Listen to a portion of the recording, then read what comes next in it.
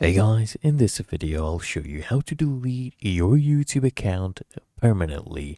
Now once you're logged into your account, come at the top right, click on your profile icon and then click on YouTube Studio. And from the YouTube Studio, what I want you to do here on the left hand panel, let's wait for this to load up. I want you to come here and click on Settings, okay? And once we have selected Settings, I want you to go ahead and come here and click on Channel, right? Click on Advanced Settings right here on the top, and then scroll all the way here to the bottom. As you can see right here, it says Remove YouTube Content, right?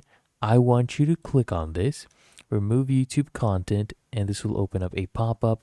You just need to verify that it is you. Put in your password and then click on Next. Now, once we're done with this, we'll actually be prompted right here to hide or delete our content. So instead of saying I want to hide my channel, you can click on I want to permanently delete my content. And right here, you can toggle this one on. You can toggle this one on as well.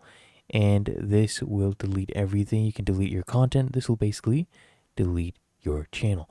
If you found this video helpful, make sure you smash the like button and subscribe to the channel.